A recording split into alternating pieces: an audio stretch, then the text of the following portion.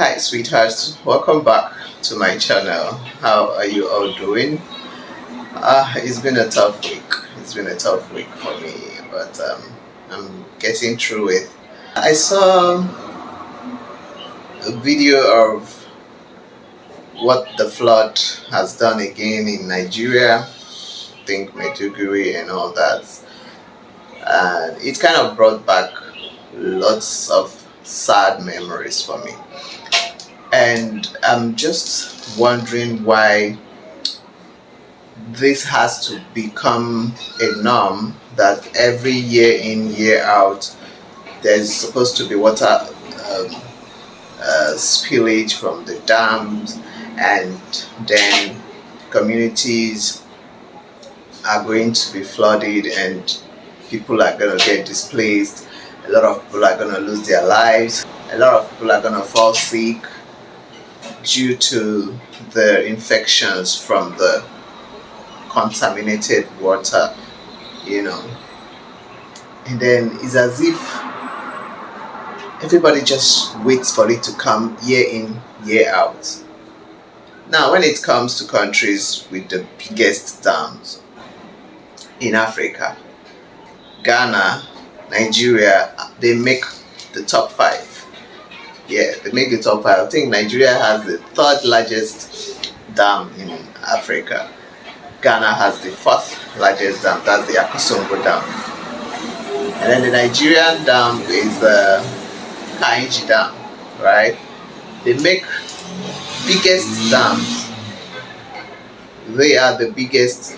They are one of. They are part of this top five biggest dams in Africa.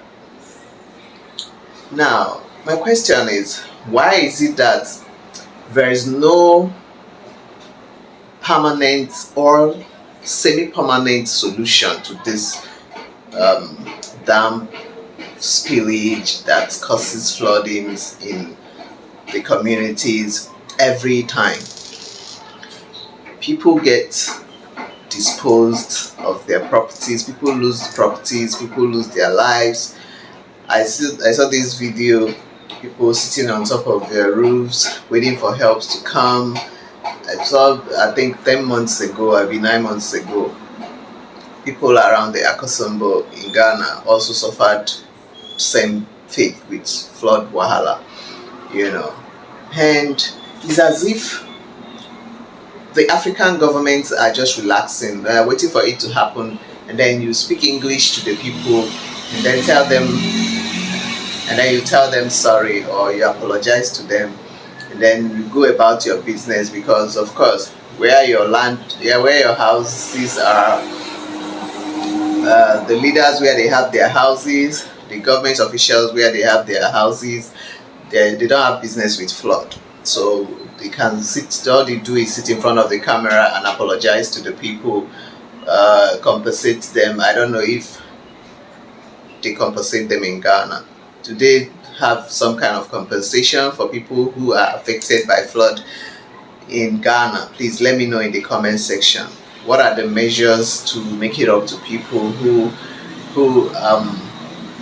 are victims of flood whenever the dam is overspilling water in Ghana? Let me know in the comment section, because in Nigeria,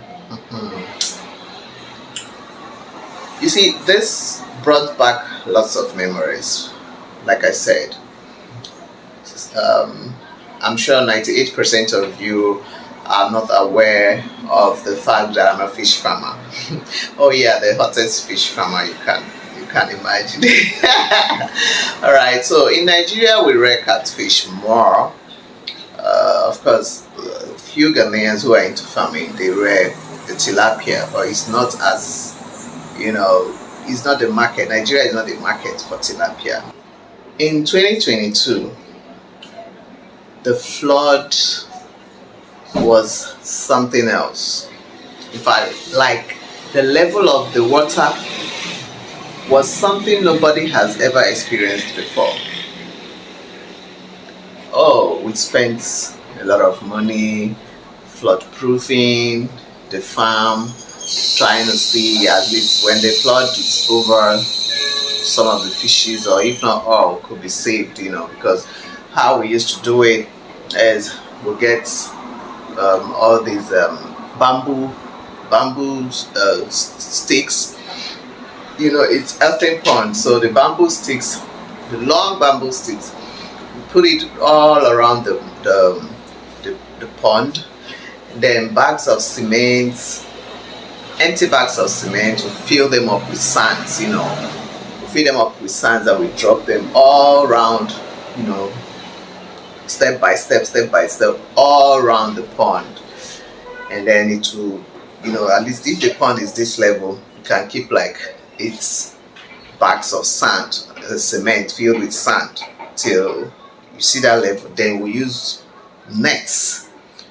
To go round each pond, and of course the pond is in down, right? So even when the water rises, you expect it to, at least, even if it gets to just the fourth or fifth bag, right, level of the cement bag. But that year the water was so high that it still covered the height at which we kept that. And let me remind you that that flood proofing wasn't done for free.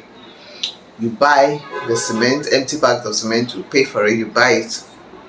The bamboo sticks, of course, they get from the farm, so you pay for workers who do these things. And then the bags of cement itself, you pay workers that fill them with sand. In fact, as a matter of fact, it got to a point, because of so many ponds that needed to be protected and the workers were not really that much, I personally grabbed shovel. I followed the pack sand. I followed the pack sand they put for cement, but we suffered. I personally suffered. This will not be fine, girl. After spending hundreds of thousands trying to flood proof, we still ended up losing all the fishes. Imagine losing 8 ponds filled with ready to harvest hybrids, some claras. It was a huge loss.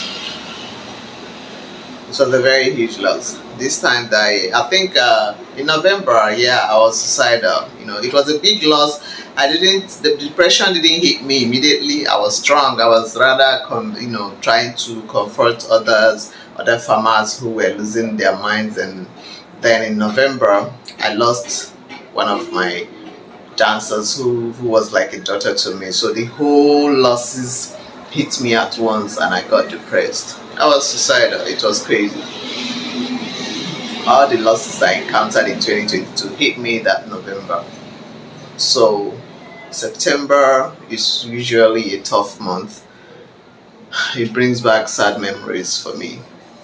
So watching this, now my question is, why is it that there is no permanent solution to this problem? Because why do people have to wait for this danger to come? And it's like that, okay, every year you're going to lose something, so you just wait for it to come. And the government, they don't make efforts to make appropriate alternatives for people who are going to be affected by this flood. It's not as if they can't afford it, but they don't just care.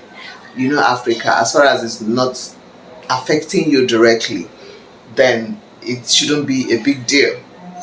We are on that stage and it's very, very bad. So we just let them suffer, lose their lives, get infected, lose their homes, properties. Then they don't, and it's not as if they'll build new houses for them. Nigeria will not build any new house for you if you lose your house. Nigeria will not give you any money to compensate you if you lose, if you get affected, like the farmers and people who lose their properties and all that during the flood. They don't get any form of compensation. The news will just carry it, and that's it. So what do we need to do to make sure that this flood thing doesn't have to affect the citizens every now and then whenever it comes? Is there not any way the spillage from the dam can be regulated, that it will not flood the communities when it happens? Let me know in the comment section, because I've been really worried about it. Like, I've been asking this question in my head, like, the dam, doesn't it have the water that is spilling out? Is there no way it can be regulated? Like, I remember that year there's this dam in Cameroon that they built, and I think the Nigerian government was supposed to build a bigger dam, right, in somewhere Adamawa state or so, that was supposed to be regulating the water that is gonna be spilling out from the Cameroonian dam, because that state is the closest to their dam. So they had an agreement that, okay, we're gonna build this, so Nigeria will build something 2.5 times bigger than that one, and they built theirs. And Nigerian government, it's over 40 years plus, they didn't do anything about it. They didn't build that dam in Adamawa state, and each time there is they need to release water from the dam in Cameroon, Nigeria is definitely gonna be flooded, right? So my question is there no way this water spillage can be controlled or regulated, so that people will not keep losing their lives or getting infected? Or there is a lot of stress in the country already, so adding to it, the life is difficult already, so adding more difficulties to innocent people, it doesn't make sense. How do other countries control their dam spillage? How do they do it? I don't know.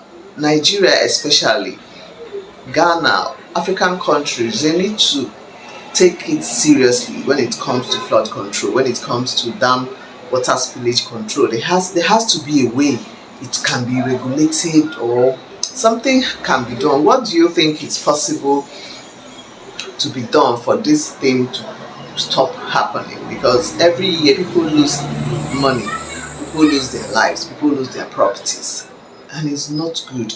And it's as if, okay, because it has not affected any government official directly, they don't care about how it affects other citizens.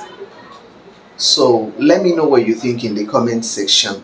The measures that should be taken so that the dams will not be the water spillage from the dams will not be causing flooding in the communities in the country. Please let me know in the comment section why. So guys, if this is your first time on my channel, my name is Ella Chilaka, the Ahema Buna of the Ashanti Kingdom, Ghana. Don't mind me, I'm not feeling too strong, but I'm getting better, and I'll be fine. Have you subscribed to my channel yet? Please, if you have not, please hit the subscribe button, like my video, share my video, engage me in the comment section. Let me know what you think can be done to curb the effects of flooding in Ghana, in Nigeria, in the African countries. Thank you very much for watching my videos, and I'll see you in the next video. You know I love you always, right? Keep it safe, don't drink and drive.